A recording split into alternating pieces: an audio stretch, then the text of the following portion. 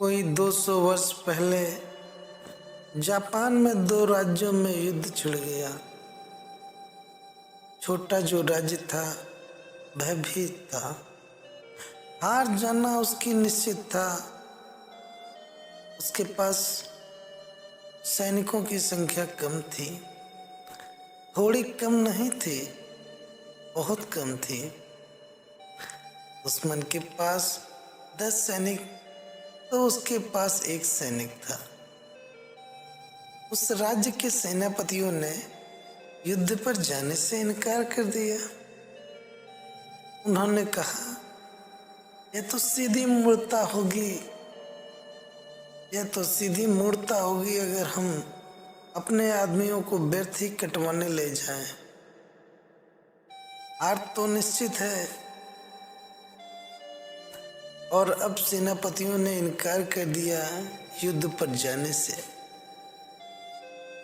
उन्होंने कहा कि यह हार निश्चित है, तो हम अपना मुंह पराजय की कालिक से पोतने जाने को क्यों तैयार हूं, और अपने सैनिकों को भी व्यर्थ कटवाने के लिए हमारी मर्जी नहीं है। मरने के बजाय हार जाना उचित है, मरकर भी हारना है। जीत की तो कोई संभावना माने ही नहीं जा सकती। सम्राट भी कुछ नहीं कर सकता था। बात सत्य थी, आंकड़े सही थे। तब उसने गांव में बसे एक फकीर से जाकर प्रार्थना की कि क्या आप मेरी फौजों के सेनापति बनकर जा सकते हैं। यह उसके सेनापतियों को समझ में ही नहीं आई बात।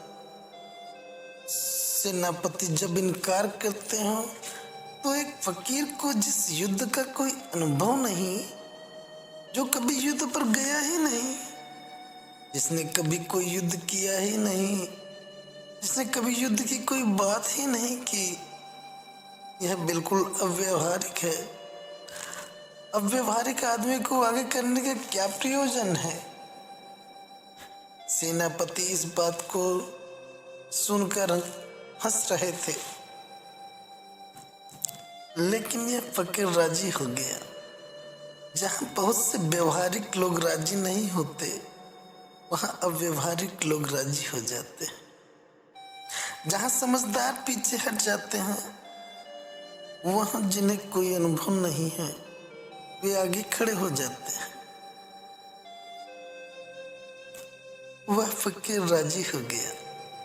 सम्राट भी डरा मन में, लेकिन फिर भी ठीक था। हारना भी था तो मरकर हारना ही ठीक था। फकीर के साथ सैनिकों को जाने में बड़ी घबराहट हुई।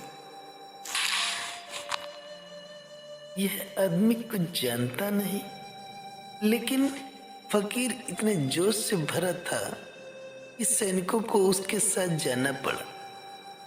सेनापति भी सैनिकों के पीछे हो लिए कि भाई देखे होता क्या है।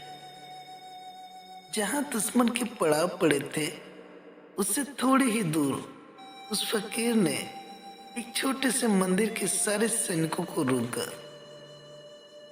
और उसने कहा, इसके पहले कि हम चलें, कम से कम भगवान को कह दें कि हम लड़ने जाते हैं और उनसे पूछ बिलने की तुम्हारी मर्जी क्या है।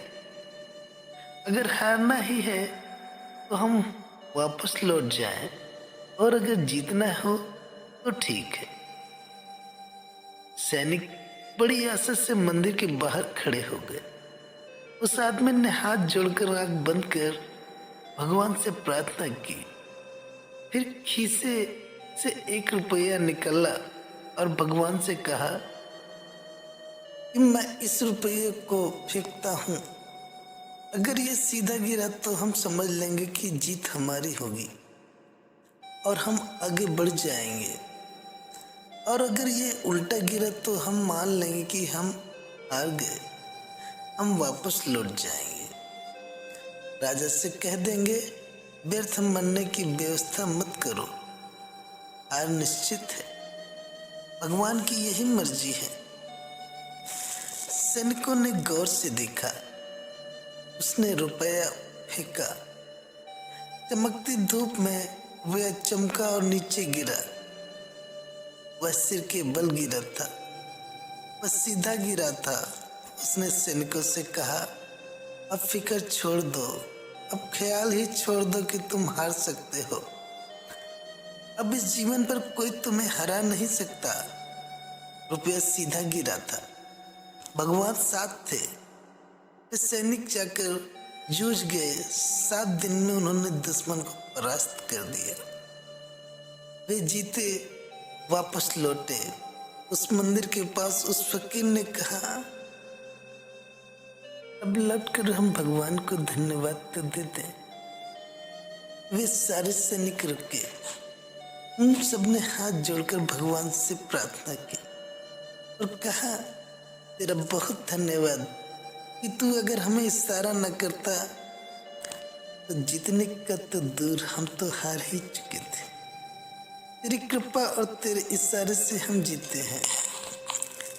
उस फकीर ने कहा, इसके पहले कि भगवान को धन्यवाद दो, मेरे खीसे में जो सिक्का पड़ा है उसे गौर से तो देख लो। उसने सिक्का निकाल कर बताया। वह सिक्का दोनों तरफ से सीधा था, उसमें कोई उल्टा हिस्सा था ही नहीं।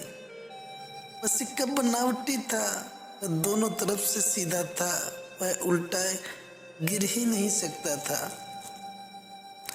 उसने कहा, भगवान को धन्यवाद मत दो, तुम आशा से भर गए जीत की, इसे जीत गए।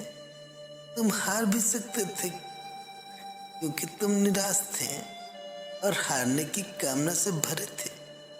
तुम जानते थे कि हारना निश्चित है। जीवन में सारे कामों की सफलता इस बात पर निर्भर करती है कि हम उनकी जीत से आशा से भरे हैं या हार के ख्याल से डरे हैं। और बहुत आशा से भरे हुए लोग थोड़ी सी सामर्थ्य से इतना कर पाते हैं जितना कि बहुत सामर्थ्य के रहते हुए भी निराशा से भरे हुए लोग नहीं कर पाते। इसलिए मैं कहता हूं कि आपका विश्वास ही आपको जीत की दहलीज तक ले जा सकता है। और निराशा से भरा हुआ व्यक्ति जीवन में सफलता के लिए सोच भी नहीं सकता। सफलता का पर्याय ही उसकी आशा से है। आशा, आस्था और विश्वास तीनों एक ही पर्याय हैं। तीनों का अर्थ एक ही है।